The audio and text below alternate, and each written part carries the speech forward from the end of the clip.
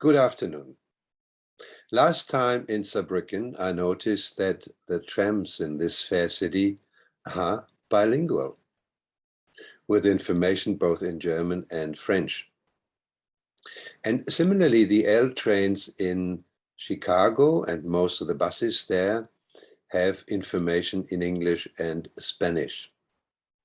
And although it is difficult to compare these two examples, with the proximity of the French border on the one hand and Hispanic migration on the other, bilingualism here serves a very practical purpose. Just imagine for a moment that these procedures will become standard in multicultural communities.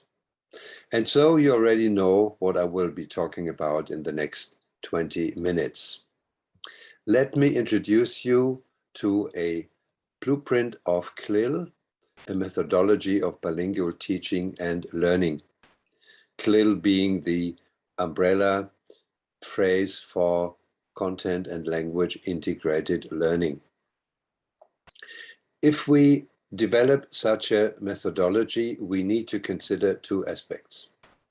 Number one, how can we teach content and language at the same time without squaring the circle?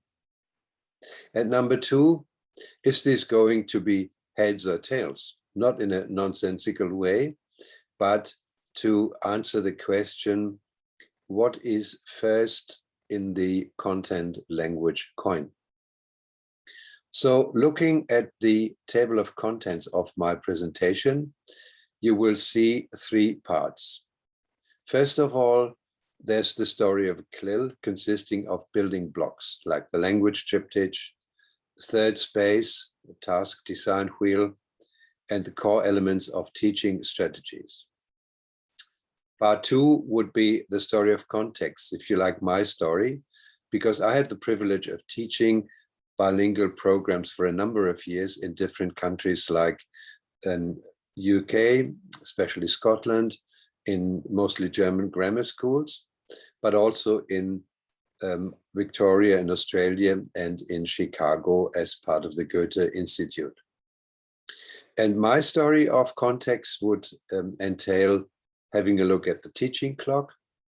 We will talk about learnscapes and the herringbone technique. On a more practical side, we will have a look at CLIL modules and worked examples in history, in issues of a political nature, but also partly as one of my special elements of this methodology on what I call literary CLIL. I'm using a novel by Colson Whitehead, The Underground Railroad, the story of American slavery, a well-known and novel put into a film recently.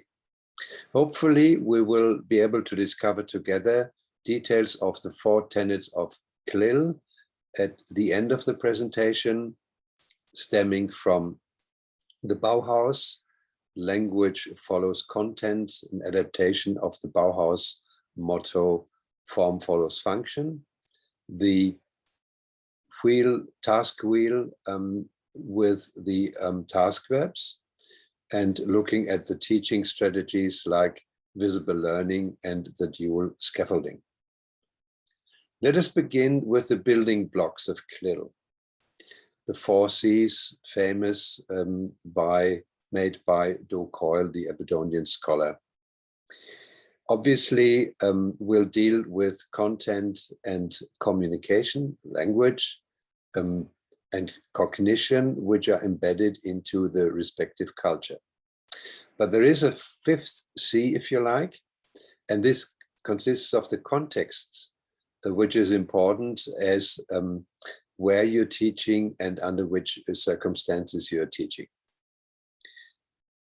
Beyond the 4 C's, we will have to talk about building blocks like the language triptych, BICS and CALP, BICS being the basic interpersonal communicative skills, and CALP the cognitive academic language proficiency.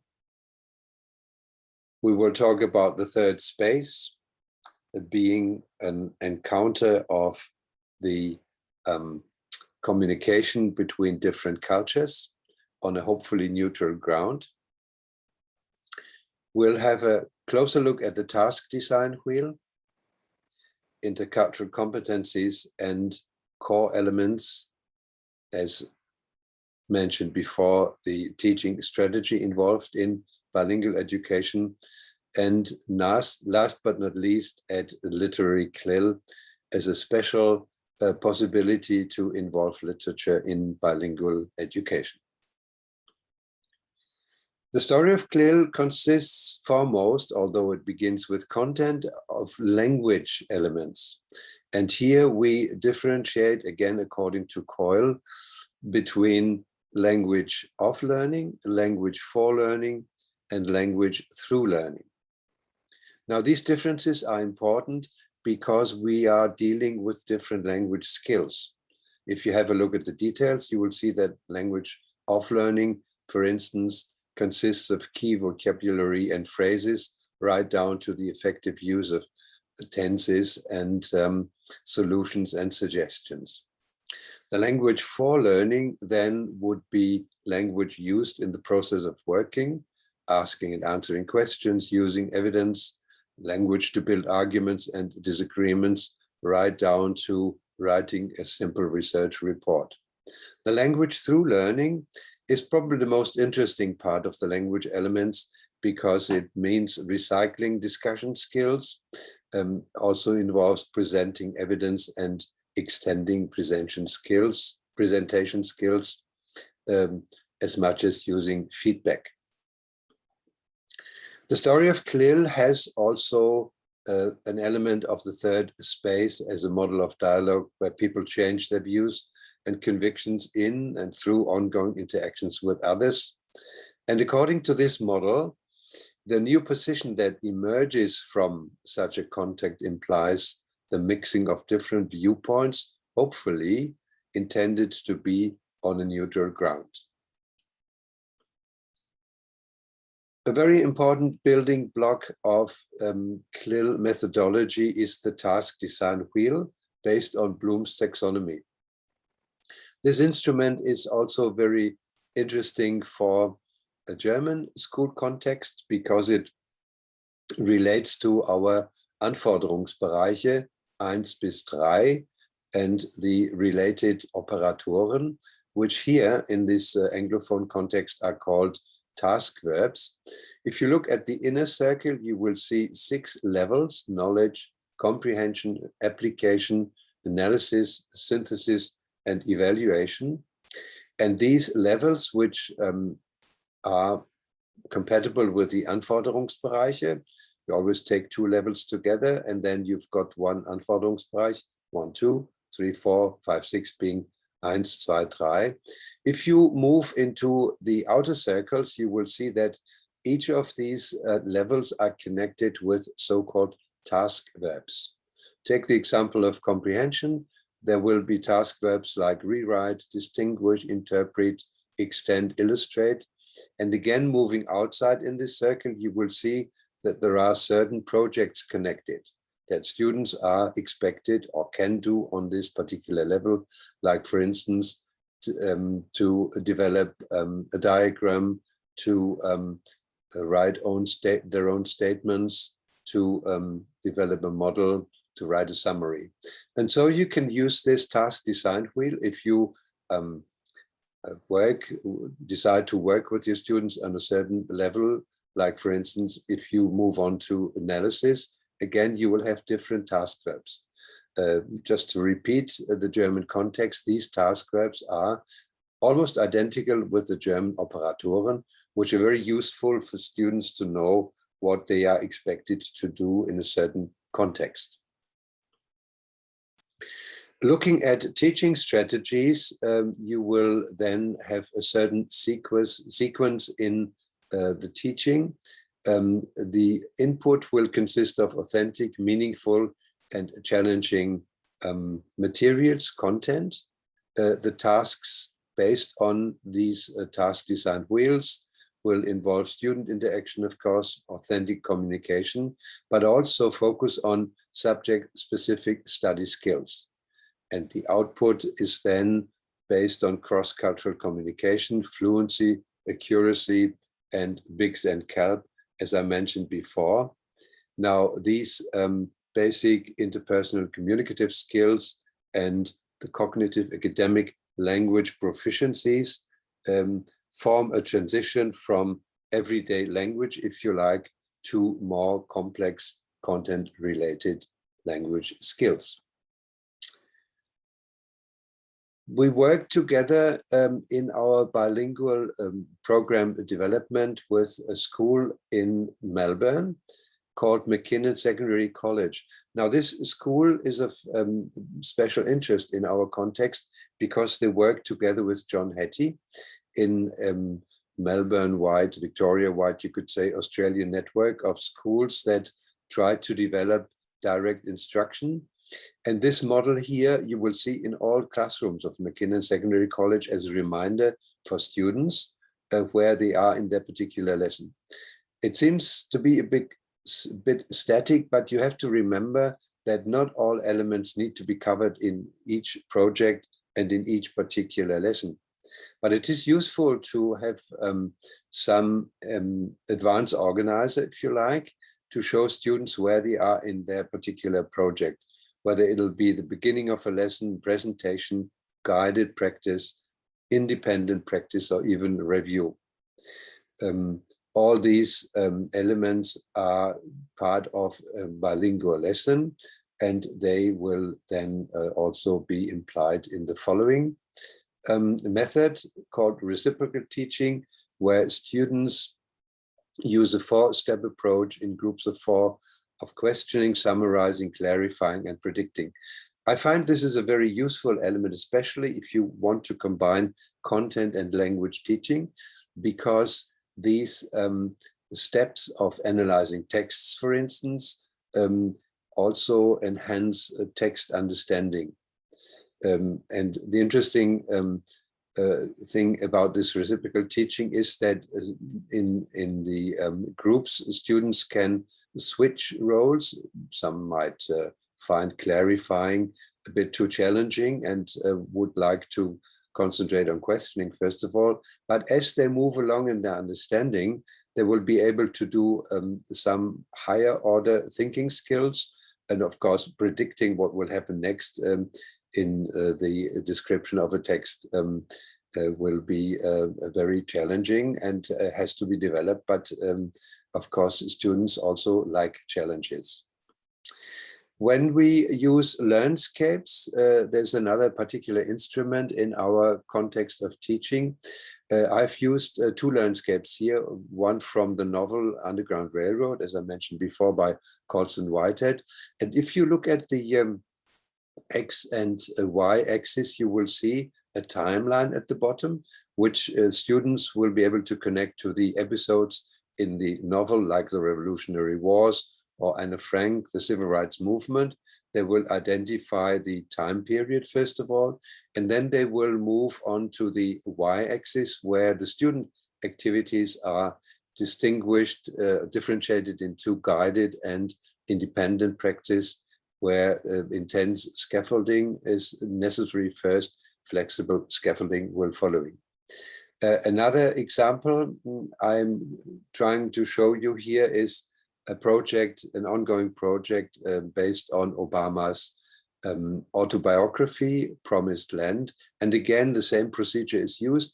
I'm using these advanced organizers to discuss with students the outline of the project, and they can make a decision whether they want to talk about celebrities like Bob Dylan and Queen Elizabeth II that Obama met during his career, and also where they would place their activities, either in the guided or in the independent section. And all these landscapes are very useful in organizing language work. Herringbone technique is very useful if you study literature with your students. The traditional 6 questions, W questions, are organized here in a way that students can really focus on certain parts of the novel that have to be identified, whether they talk about Cora and Ridgway of the main actors, or whether they talk about the timeline used also in the landscape, can be part of negotiation with your students. It'll culminate in discussing the main idea of this novel of the Underground Railroad as an escape to freedom and intertextuality. Moving on, I can now show you some examples. Here's one from history, recently published in a German bilingual publishing firm. This is about Captain Cook's travels and die Geschichte Australiens, the first fleet, the encounter between Aborigines and the white settlers. Now this particular teaching unit is organized in so-called modules. Here, 2 examples about Stolen Generations and the Australian Dream. These modules can be used independently. That means you don't have to use the whole teaching unit, but you can, for instance, focus on a very serious topic like the Stolen Generations, where Archie Roach in his song talks about his own fate, first of all, because he was one of the Stolen Generations. But you can also then study with your students the Bringing Them Home report and Kevin Rudd's apology in 2008. Also a political cartoon. You can also work on lighter topics like the Australian Dream, using Waltzing Matilda, the Dreamtime, or the Royal Botanic Gardens, Melbourne, as a virtual visit to a location. Another example is derived from current issues like global warming, or especially the cartoon by Michael Loynick from Melbourne, which shows you in a very, I would almost say, funny way what this is all about. Let's have a barbecue. We're already having one, and where the sausage is. This is, of course, easier to interpret by your students by using certain elements of scaffolding. Other topics can be Nelson Mandela's and the squalor of apartheid. Here again, you can see modules following a certain structure and again being able to be used independently. Mapping the railroad is part of the Underground Railroad again, which seems to be contradictory because the Underground Railroad was a metaphor and not an actual railroad, but this is part of discovering what this novel is about. Now, let me have a final look at the 4 tenets of CLIL together with you. As we said before, language follows content is an adaptation of the Bauhaus motto, form follows function, and it is embedded in cognitive concepts like the task design wheel. Here you see another version of it. Again, you will have the levels of knowledge, comprehension, application. This is organized against the clock, but it is connected with task verbs again, and also with a description of certain projects. What is visible learning is the attempt to apply direct instruction in a bilingual context using the Hetty results of his meta-analyses, and scaffolding as a teaching strategy both for supporting content and language learning is used as a metaphor here in a project by